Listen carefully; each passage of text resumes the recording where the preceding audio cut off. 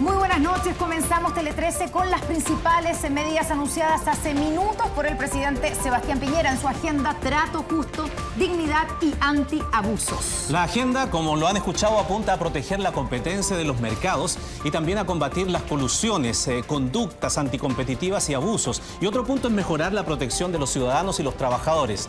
Estamos con el ministro de Economía, Lucas Palacios, aquí en el estudio, precisamente para ir ahondando en algunos de los principales anuncios de esta noche. Ir al grano, exactamente. Muy buenas noches, ministro. Revisemos inmediatamente algunos de los anuncios de esta agenda que lo tenemos graficados aquí en nuestro wall. Primero, proteger la competencia de los mercados y combatir las colusiones, conductas anticompetitivas y abusos. Y para eso se plantea que la Fiscalía Nacional Económica se pueda utilizar informantes anónimos y medidas intrusivas para investigar. ¿Qué significa eso del informante anónimo? ¿Cómo podría funcionar? En primer lugar, nosotros estamos imitando lo que han hecho en otros países. En el caso del informante anónimo es en Estados Unidos, en Canadá, en Inglaterra, en Rumania, en Holanda. Es una figura de una persona anónima que puede delatar una actividad que tenga que ver con la colusión o reñida con la competencia. Y esa persona es protegida y puede entregar información a la Fiscalía Nacional Económica. ¿Y se le podría pagar, que fue una de las propuestas que se le hizo también al Ministerio? Efectivamente. ¿Que se le pueda pagar al denunciante? Sí. Y tiene que entregar información que sea lo suficientemente contundente, ¿cierto? Para que no haga abuso, ¿cierto? Esa persona de cualquier información que entrega. Pero si entrega información fidedigna, en Estados Unidos, por ejemplo, se paga y ya van desde que se inició la ley 17.000 denuncias de estos denunciantes anónimos en Estados Unidos.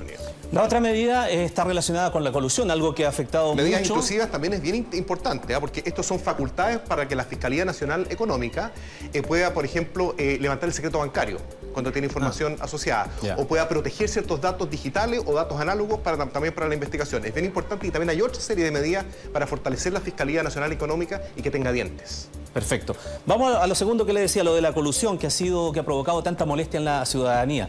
Para bienes de primera necesidad, aumento de sanciones penales. ¿De qué estamos hablando en el tema de las sanciones penales? Porque se sabe que la ciudadanía ha quedado muy disgustada cuando ha visto que al final las sanciones son mínimas respecto de hechos que son muy indignantes. Sí. A ver, estos son penas de cárcel que van entre 5 y 10 años de presidio, de cárcel real. Efectivo. Y por efectivo. Es decir, el juez no va a poder convalidarlo, por ejemplo, por clases de ética.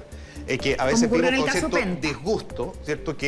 Como una burla que sean clases de ética, y la verdad es que no hay nada más disuasivo que sea la pena de cárcel. Esa es la idea de esta medida. Ahora, ¿cuánto concretamente usted dice arriesga el coludido, o también se utiliza esto para el que utiliza información privilegiada? ¿También esa persona podría ir a la cárcel? También podría ir a la cárcel. Hay penas de presidio, de cárcel efectiva, en que van entre 1,5 años y 5 años para el uso de información privilegiada, y además tiene que pagar el doble del beneficio que obtuvo por utilizar esa información. Eso es interesante, porque uno de los últimos hechos de la actualidad ha sido, por ejemplo, lo que sucedió con Blanco y Negro, Aníbal Mosa y Gabriel Ruiz Tagle. Uno se autodenunció y por lo tanto logró que, incluso pagando la multa al haberse autodenunciado, quedó con 142 millones a favor. ¿Eso no va a volver a ocurrir? No, eso es lo que le da rabia a la gente. Sí.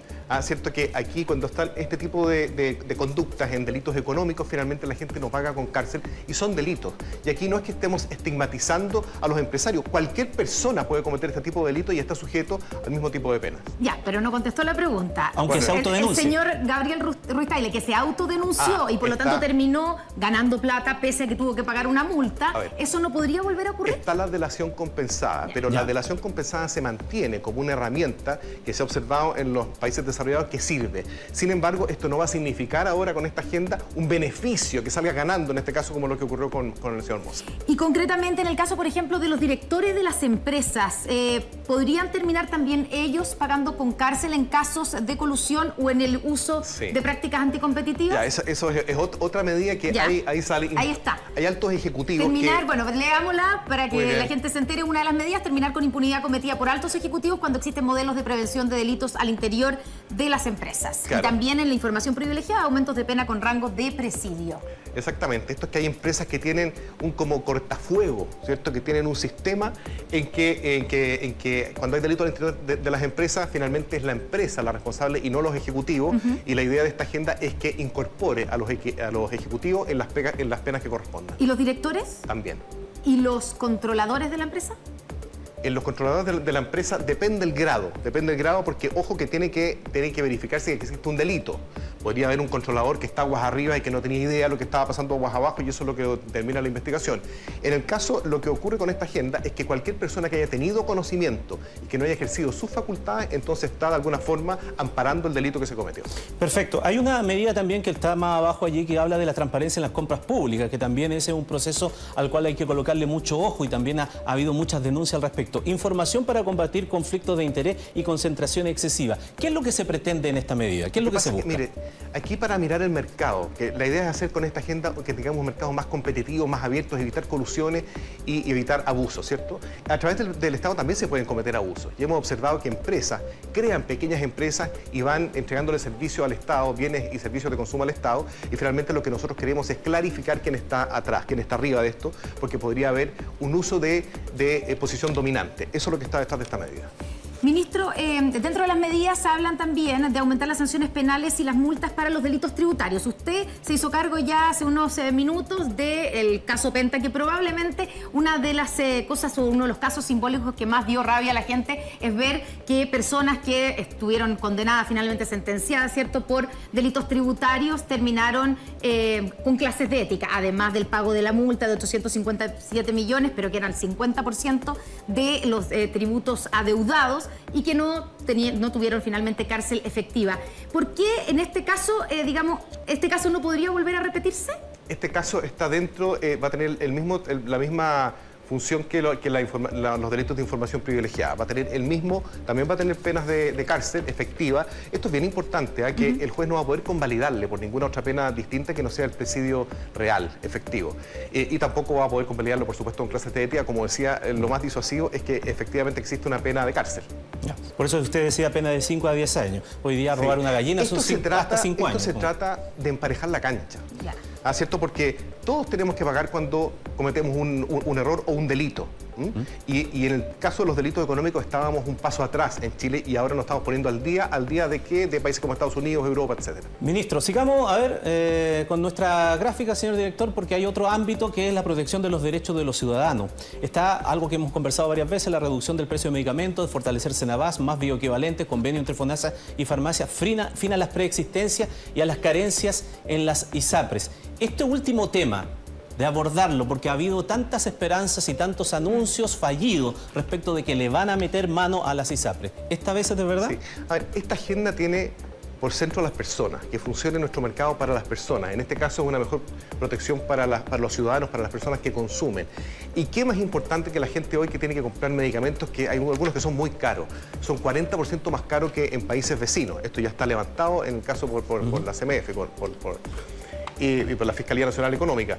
La reducción del precio de los medicamentos es que Senabas va a poder hacer licitaciones internacionales y venderle a farmacias, incorporando bioequivalentes, es decir, bajar sustantivamente el precio de los medicamentos, y en el caso de las ISAPRES, el fin a las preexistencias y carencias, porque es una especie como de portabilidad dentro de las ISAPRES, que uno pueda cambiarse de ISAPRE sin que tenga que arrastrar con una enfermedad que finalmente no puede cambiarse, no puede mejorar su sistema de su plan, digamos, el ISAPRE.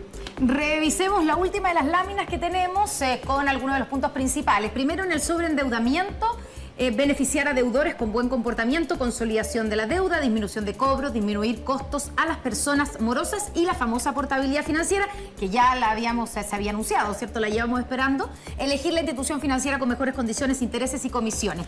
¿Cuándo va a hacerse efectiva la portabilidad financiera? ¿Cuándo voy a poder ir al banco y decir, quiero llevarme mi crédito a este otro banco sin que me cobren esa cantidad de cobros que hacen hoy día? Es una muy buena pregunta que se debe estar haciendo la gente, porque varias de estas cosas se han comentado antes. Sí. Pero nunca se hicieron realidad. Ya las hemos estado trabajando y ahora las vamos a hacer realidad. Ya las tenemos redactadas a través de proyectos de ley. La portabilidad financiera es muy importante, porque así la persona puede cambiarse de un banco a otro buscando mejores condiciones sin que tenga que pagar por ello. Es como la portabilidad del número celular, ¿se acuerdan? Y el sobreendeudamiento es porque esto tiene asfixiado a un montón de familias en Chile. A un montón de familias que están asfixiados porque, sin saberlo muchas veces, suscriben deuda. Y esto significa consolidación de la deuda total para que la persona sepa a qué se está metiendo cuando utiliza una tarjeta de crédito, cuando pide un crédito de consumo, etcétera, y que sea un poco más fácil disminuir con menores costos, etcétera. Mayor información y que premie también a los que tienen buen comportamiento. Eso también es importante. Una persona que paga sus deudas va a tener mejores condiciones para poder obtener un nuevo crédito. Y persona que está sobreendeudada, entonces que tenga esa información para que pueda tomar las mejores decisiones. ¿Y eso implica también al otorgador del crédito? Le pregunto si se va a unificar, por ejemplo, la información que tiene la banca con la información que tiene el retail, que a veces se contrapone. Efectivamente, porque hay veces que ahí también existe un abuso. Cuando, por ejemplo, si yo soy una institución financiera y te presto plata a ti y tú no me pagas, y yo te vuelvo a entregar plata, pero con una tasa muy grande, y yo finalmente te esclavizo de por vida. Entonces, ese tipo de situaciones no se van a permitir.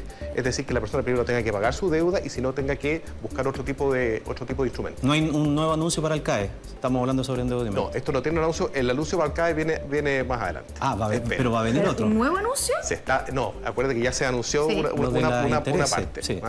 Y eso está discutiéndose en el Congreso. Ya, y hablando del Congreso, porque no me contestó cuándo va a estar lista y aplicada la fortaleza financiera, porque depende, me imagino, que de los tiempos del Congreso también. Sí. ¿Cuánto de esto que ha anunciado hoy día el presidente depende de que el Congreso se lo apruebe? Varias dependen de proyectos de ley. Ahora, yo quiero destacar la buena disposición que he visto en el Congreso. En el Congreso, la agenda, por ejemplo, la agenda social ha ido avanzando muy rápidamente, mucho más rápidamente de lo que mucha gente pensaba en un principio. Y es porque yo creo que se están poniendo todas las pilas por Chile, dejando la pequeñez muchas veces detrás de cada pequeña negociación y poniendo a las personas por delante. Yo estoy seguro, Connie, que esta agenda que es muy sustantiva, que nosotros no se nos ocurrió de la noche a la mañana, la venimos trabajando hace mucho tiempo, con ayuda de muchas ONG, con ayuda de distintos parlamentarios, de distintas ideas, hemos visto la experiencia internacional y eso lo queremos aplicar en Chile para tener un mejor país. Una de las principales críticas políticas que se le ha hecho al gobierno en esta crisis es que las medidas vienen a cuentagotas. Para quien está viendo en su casa esto y dice, son más gotas y no logran llenar el vaso, ¿qué le responde? Mire, llevamos 50 días desde el estallido social y ya tenemos una agenda por la paz, ¿cierto? Tenemos una agenda y que está avanzando. Tenemos una agenda social que también está avanzando. Tenemos ya una mesa desde la cual vamos a conversar una nueva constitución que nos va a regir sobre las próximas décadas. Tenemos una agenda muy sustantiva de reactivación económica, 5.500 millones de dólares que ayudamos a las pymes, etcétera. Y ahora tenemos una agenda por un trato justo, un trato mejor entre los chilenos. A mí me parece que no es cuentagota. Eso es mirar el vaso medio vacío. Lo que hemos hecho es trabajar día y noche para poder generar una mesa común que sea mucho mejor para todos. Ministro, un par de cosas que me quedan en el tintero, algo que no vi ahí, pero que yo sé que se lo habían propuesto, que el Ministerio Público pueda perseguir a los carteles, porque hoy día es una facultad exclusiva de la Fiscalía Nacional Económica. ¿Va a cambiar eso o queda igual como está ahora? Eso se está estudiando jurídicamente, todavía no está incorporado en la agenda. Quiero decir otra cosa, que hoy en la mañana tuvimos una reunión con el presidente y con algunas ONG, Espacio Público, Fundación por el Gasto Fiscal, Chile Transparente, etcétera, que han estado colaborando y hemos tomado varias de esas iniciativas. ¿Ellos le propusieron eso? Sí, y nosotros la acogimos, varias de esas medidas, porque esto lo tenemos que construir entre todos. Esto es una agenda de Estado. Y esa agenda va a quedar también abierta. Si es que hay buenas ideas, podemos ir incrementando esta agenda. ¿Y esta puede ser y una eso de que esas no se buenas llame ideas? cuentagotas. Si es que hay una buena idea, la vamos a incorporar, Connie. Ya, y esa puede ser una buena idea, pero que no se ha incorporado todavía. Eso puede ser una buena idea, pero todavía no lo hemos incorporado. Ya, y para terminar, ¿cuáles de estos, o así a grandes rasgos, cuáles de estos anuncios no dependen del Congreso? Por lo tanto, es llegar y aplicarlos o medidas administrativas. Algunas de la Fiscalía Nacional Económica dependen de medidas administrativas porque lo vamos a fortalecer. Aquí solamente están mencionadas algunas de ellas, pero hay otras que son medidas reglamentarias. Hay otras que son cambios de ley, por ejemplo, todo lo que sube las penas a presidio, a cárcel, efectivamente, esos son cambios de ley. Hay algunas otras medidas que tienen que ver con el funcionamiento del Estado, que tampoco son proyectos de ley, sino que nosotros mismos somos los que vamos a hacer un Estado más moderno y que efectivamente no esté exento de abuso. Y ahí hay una serie tenemos mucho trabajo que hacer, tenemos un Estado muy grande que se ha ido poniendo con el tiempo muy lento, muy ineficiente, y también muchas veces no beneficia a las pequeñas empresas que son las que peor lo están pasando hoy en día. Ministro Lucas Palacio, muchas gracias por conversar con nosotros aquí en Tele 13. Tendremos tiempo para seguir ahondando en esto. Gracias, buenas noches. Gracias, buenas noches.